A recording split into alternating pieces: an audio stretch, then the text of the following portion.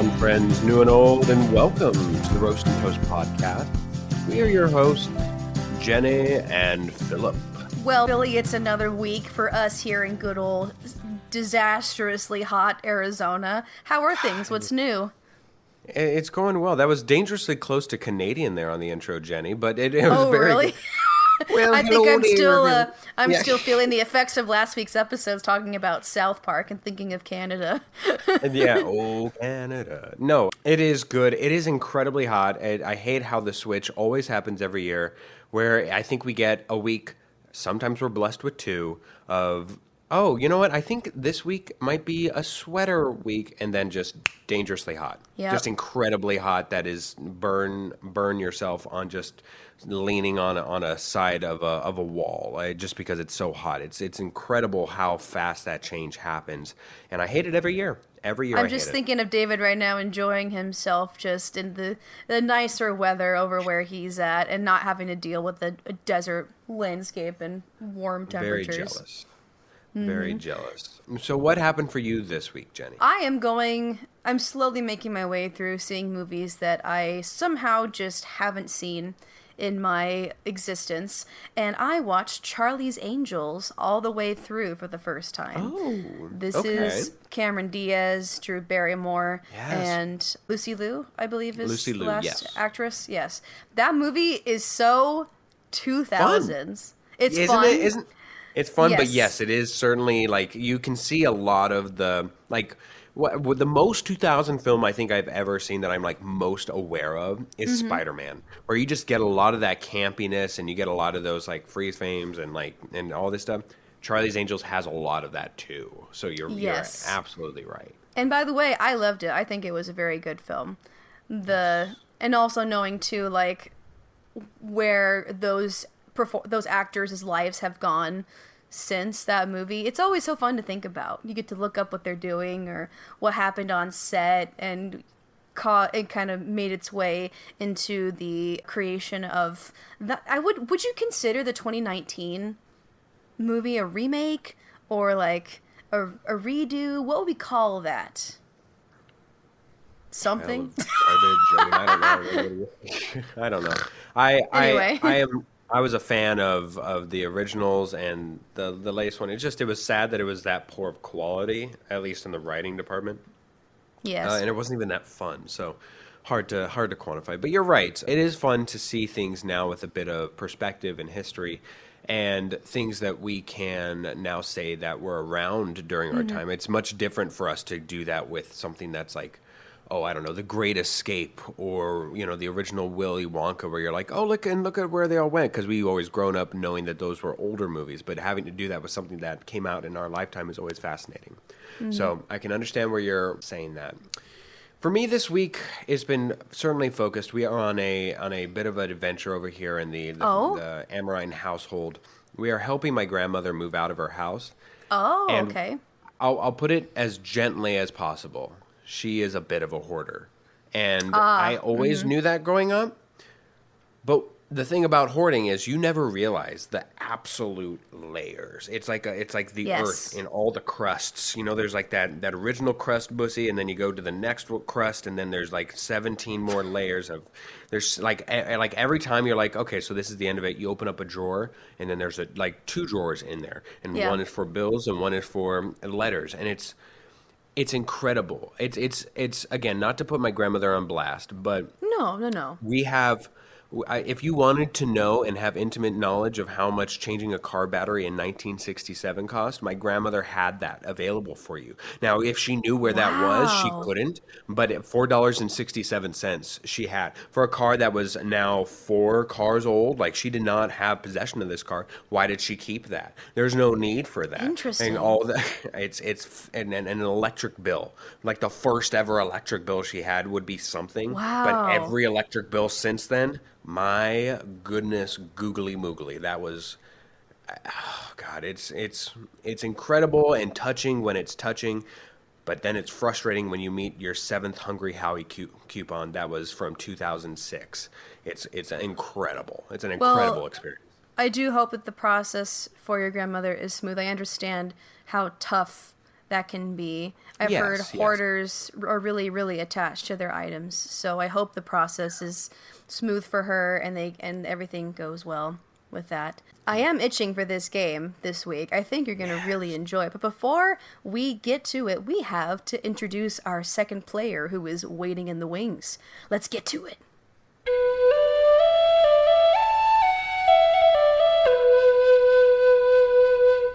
All right, we have come to this week's game. It's very exciting because I made it. But before we start playing, we have to introduce our guest this week. Returning from last week, we have our good friend and new friend of the podcast, Kevin Fenderson. Welcome back, Kevin. Are you ready to play?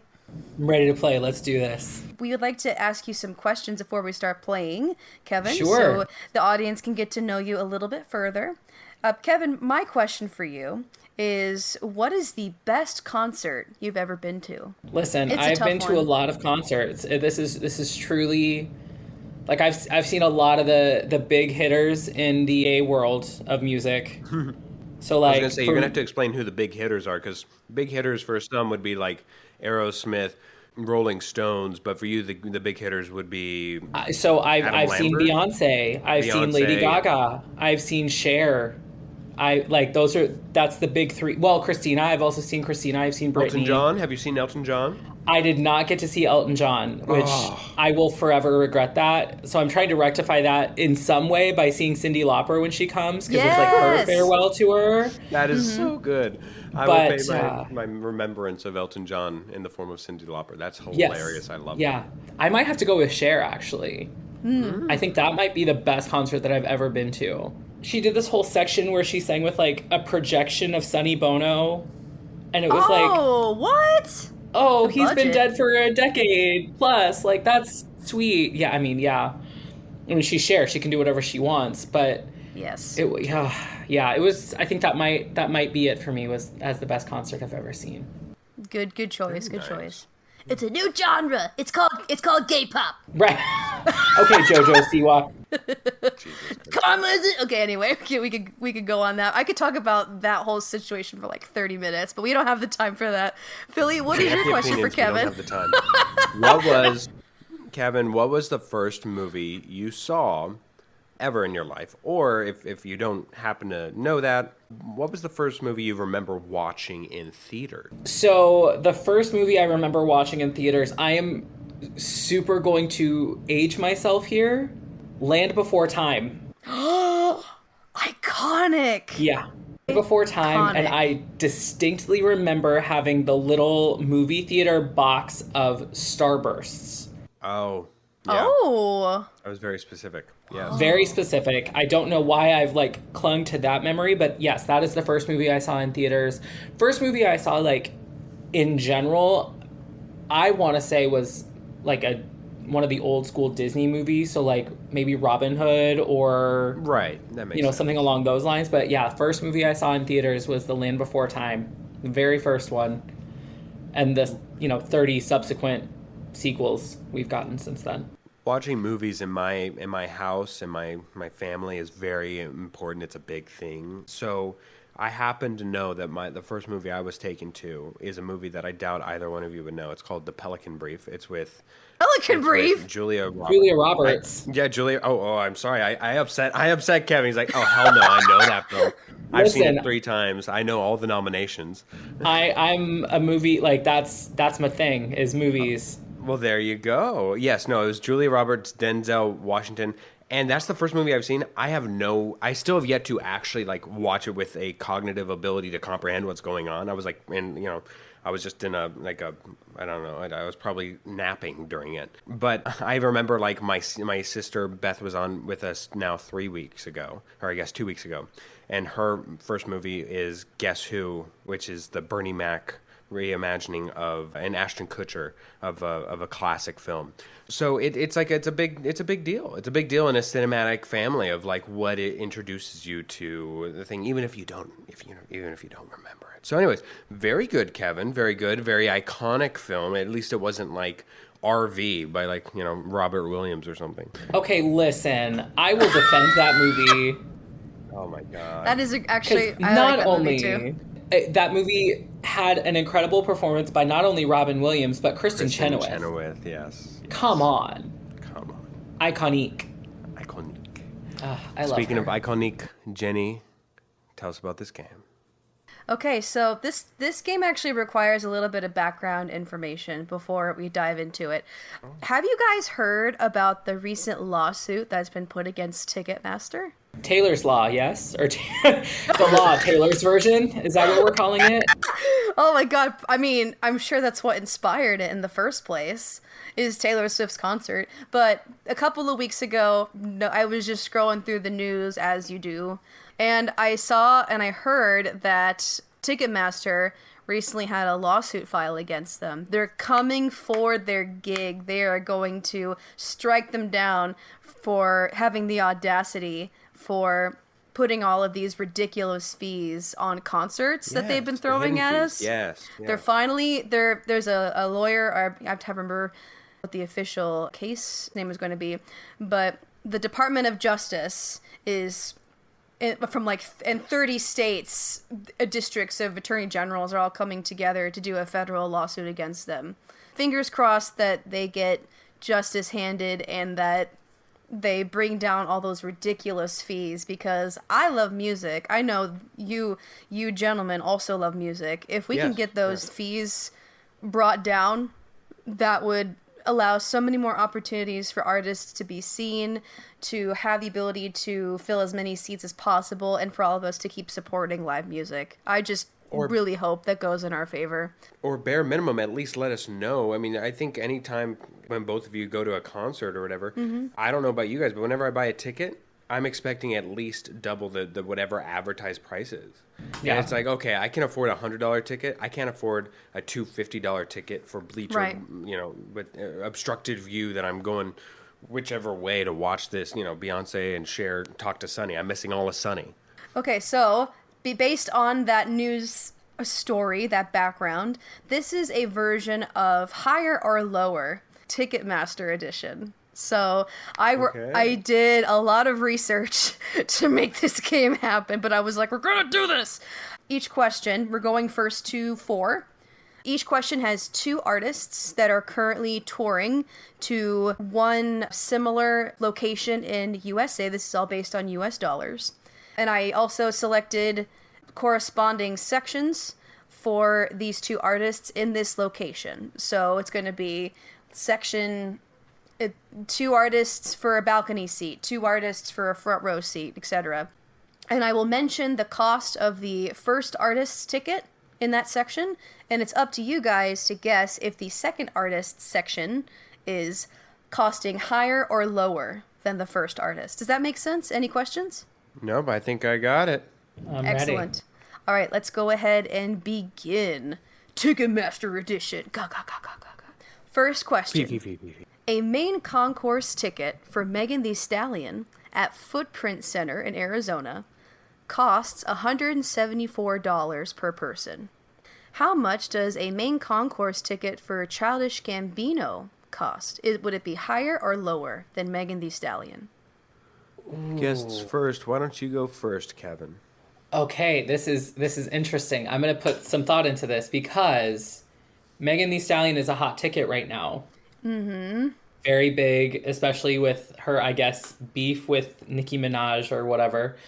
But on the other side of that, Childish Gambino doesn't tour as often. Mm-hmm.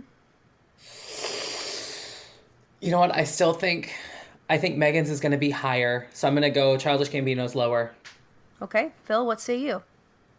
I'm going to go with Childish Gambino's is lower as well for the same thought process, honestly. That way, even though he's more of a rare ticket, I think that I can see more of a wider audience that's creating a bigger demand for Megan Thee Stallion than the rarity of Childish Gambino.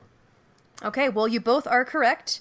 His ticket cost is currently for his 2024 tour. These are all 2024 tours, by the way. They're all current, active. You can buy tickets. His ticket is lower than Megan Thee Stallion's. His is currently going for main concourse $154 per person.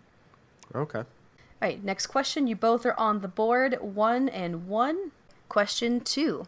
A pit ticket for rock band Blink-182 at SoFi Stadium in Inglewood, California costs $675 per person. What? How much does a pit ticket cost for Green Day? Would it be higher or lower? So, same stadium, SoFi Stadium, Inglewood, California. How much would a ticket cost for Green Day in this section? And I'll go first since Kevin went first last time. I believe a lot of the members of Blink-182, if I'm not mistaken, are in California, which would lead me to believe that it's a much higher frequency that this occurs. Whereas Green Day, of course, even Billy Joel Armstrong, he might even live now, but I think that they tour more in Europe, I think, whenever they do tour. Interesting. I'm going to go with Blink-182 being lower, so I guess I'll go Green Day is a higher pit ticket. I see where you're coming from with that. But then there's the part of me that's like, I feel like Green Day would fight for lower ticket prices because of who they are as people.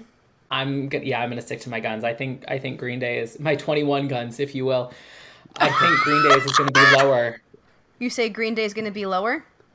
I think they're going to be lower. Oh, we're going against each other. Here We are. Philly gets the point this round because Green Day's ticket cost is currently higher for this location. Yeah. To be fair, I would pay more to see Green Day. You couldn't pay me to see Blink-182 now. Yeah, yeah, exactly. That's why I was like, between the frequency and the lack of audience there, at least Green Day, like, there's a good album.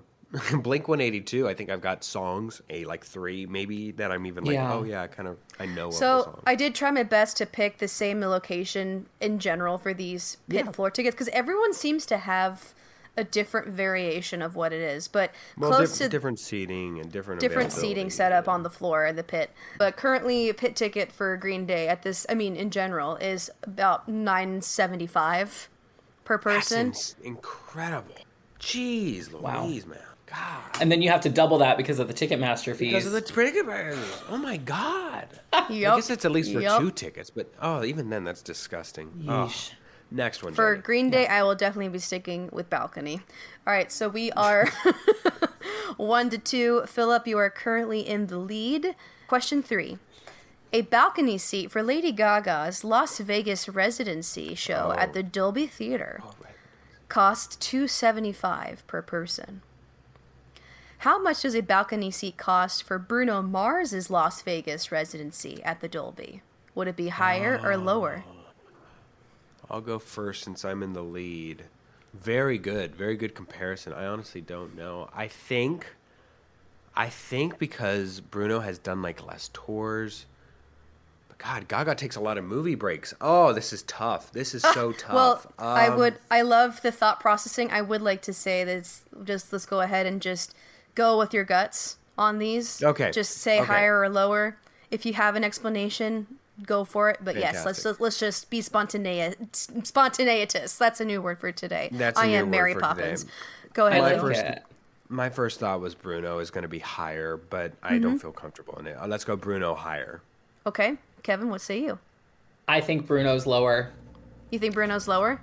Yeah. I felt strong about that. Okay. Yeah, well, I mean, I can't stand Bruno Mars anyway. His first album was great. Everything else has been terrible. If I could never hear Uptown Funk again, I would die a happy man.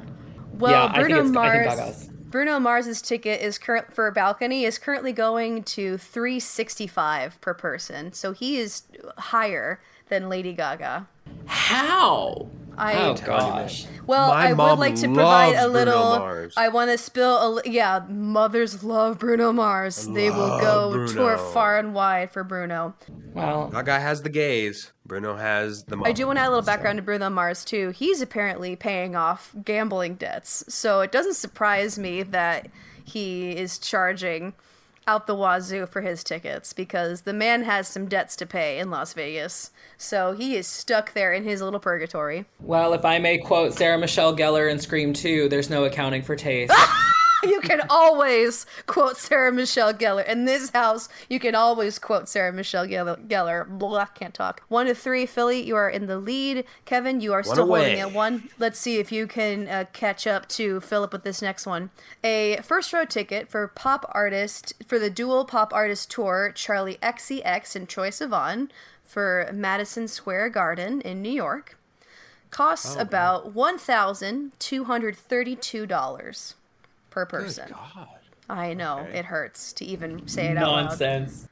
Would a front row ticket for pop artist Meghan Trainor at the same location God. be higher or lower? I'm going to go with Meghan Trainor being higher just because, again, the mom factor. At least my mom would know who Meghan Trainor is. That's fair. She's more all ages than the duo. Charlie XCX. I don't even think my sister would probably know who it is, but I have to be like, oh, you know the artist, and as opposed to just like, oh, what is this new medicine you're taking, Charlie XCX? Okay. I will say I do think you're underestimating the gays on this, so I'm going to say that Meghan Trainor is lower. Okay, Kevin's saying lower, Philip is saying higher. Kevin, you get the point this round. Oh, the gays. Meghan Trainor is currently charging a front row ticket of $1,163 per person, so about $100 lower than Charlie and Troy. Still far too much for Meghan Trainor. I'm sorry.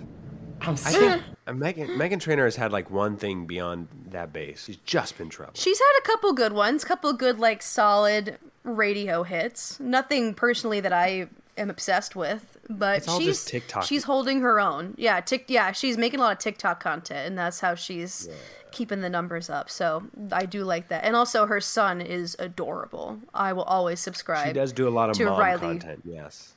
And she's married to a spy kid, so like I'll give her Yes. that. On top of that, I she do married love that story. Butterfingers. That is a very good story. If you ever hear, that But is very good. she also keeps Chris Olsen in the forefront of pop culture, so that's gonna deduct some points for me. Okay, question 5. I'm still leading 3-2, right? Yes, you are still leading 3 to Okay. 2. Still So one let's away. see if Still we one have a tie in our midst. away. Okay. A balcony resale seat for singer Janet Jackson at the United Center in Chicago, Illinois, costs $200 per person. Would a balcony seat for singer Shakira be higher or lower than Janet Jackson Oh, in Chicago. in Chicago? I would be shocked if it's not. Shakira has to be higher, just of the worldwide status that she can bring in. I'm gonna go with Shakira, and if it's Janet Jackson, I'm gonna be So you're saying higher for Shakira? higher for Shakira. Yes. Okay. Kevin? I'm saying Shakira is going to be lower because Janet is, yes, Shakira has the worldwide pull, but Janet's a Jackson. Like T. the name alone And in has Chicago, worldwide. the thing that got me was And in Chicago. Chicago. That's going to be a good base for her. I'm going to go with Shakira being lower. Well, Shakira has a balcony seat of ticket price of $716. Oh, So Are you in Chicago? look it up. Look it up. United Center in Chicago. That is bonkers. Yeah, That is it crazy. hurts to read that it's a balcony seat of all things. So Shakira is higher. So Philly, you do take the win for this game. Congratulations. thank you, And, thank you. gentlemen, I know this seemed to be rather painful, this game for you two, but I would love to disgusting. present the option. We're welcome to continue playing. I do have a couple more that were Yeah, let's prepared. play. Would you like to? I'm we'll go- down. Yeah, we'll Okay. go more gut, even more so. But yes, absolutely, let's do it. Okay. Wow. So, yeah, that's these are both resale tickets, by the way. So balcony resale for Janet 200, but somehow Shakira is 716. That's a glitch in the matrix. I'm not That Super having Bowl, it. that Super Bowl bump, man. That's she did Super it, Bowl and- bump. There she goes. Okay, I mean, so Janet also had a Super Bowl bump and it got her blacklisted for a few years. Thanks, Justin Timberlake. yeah, that was JT's fault. A floor resale ticket for Nicki Minaj at the Cassia, I think it's Cassia Center in Miami, Florida, costs $1,050 per person. Would a floor resale ticket for Usher be higher or lower? Actually, I'm almost surprised that Nicki was that cheap, like in Miami. I'm gonna go with Usher would be less. Kevin, what say you? I think you're right. Yeah, I think Usher is going to be lower. Skates and all. Well, you both are incorrect because guess what this man has the audacity to charge The for Super a Bowl floor bump. resale ticket? Guess. Just guess. So What Nicki's was at Nicki's like again? 1,000. 1,050. Is he going for 2,050 or 2,500? 2,100. I would. Oh my Had gosh. you just The asked man if had it the was double, audacity I to would not have charge said. $2,000 for a ticket. He doesn't tour though. He loves himself his Las Vegas residency. Like every Oh, once in a yeah. while he'll go out, and so that I think that's why. That's crazy though. Who's paying $2,000 for Usher? Who's Not paying me. 15 for Nicki? Well, 1,000. No, 1,050. 1,050. Oh, 1,050, whatever. Like, I'm sorry. These are two artists that you couldn't pay me to see regardless. That's not true. You like yourself some Nicki. There's a few I like good Anaconda Nickis. just because I get to dance like Tina Belcher, and that's it. Yes, the Tina Belcher impact I on have society. the videos to prove it. That is my And drag Usher's gig. got Nobody. Yeah is undeniably good. So I mean, That's they it, both but that's it. have a great song. Yeah, Okay, I don't know. in honor of our guest here, I'll do my final question. A balcony seat for Casey Musgraves at the American Airlines Center in Dallas, Texas, costs $99 per person. How much would a balcony resale ticket for Cyndi Lauper be? Would it be higher or Oh. lower? By all means, Kevin, go This first. okay, so this might not be fully fair because I have been pricing Cyndi Lauper tickets. That's why I want to do this one, because you mentioned Cyndi, so And based on what I have seen so far, I think Cyndi is lower, Oh, which is weird. I don't love that, but I don't love that Casey, either. especially in Dallas, she's gonna be bigger in Dallas. Casey is, so yeah, I think I'm gonna go Cyndi is lower. I think people have heard that Cyndi doesn't give as good of a performance as she used to. So I think that would be why Cyndi is going to be lower. well, you both are correct to close out this terrifying game. Cyndi Lauper, currently her balcony seats are going for $81 per person in Dallas. They're going for 87 in Phoenix right now. And 87 in Phoenix? Oh, there you Yep. go. Well, that brings this game to a close. Fingers crossed once again that Ticketmaster loses and we get the Yes, opportunity to see more please. live music. Also, Yes. congratulations, Phil, on your win. Kevin, it has been an absolute pleasure. Thank you so much for joining us this episode and last episode. You have been a fantastic guest. We would love to know, where are you doing any gigs right now? Do you want to promote anything that you're doing? Any projects, any performances, anything online? By the time this has been released, it will have already passed, but I have a stand-up gig on the 20th Yes. at Roses by the Stairs Yes. with Do Better Comedy, so I'm doing that. So follow them anyway, because they post great shows, every month. Where can people find you? Social media, on Instagram, on Twitter? Where can they find you? So I haven't had Twitter since Muskie bought it, because he ruined everything. Fair. But you can find me on Instagram at TheRealKFend, and that's it pretty much. So Fantastic. Well, thank you Well, again, Kevin, for being yes, here. thank you for having me. We would love to have you back in the future. Absolutely. All right, well, perfect. Well, bye for now, Kevin. Bye-bye. Bye.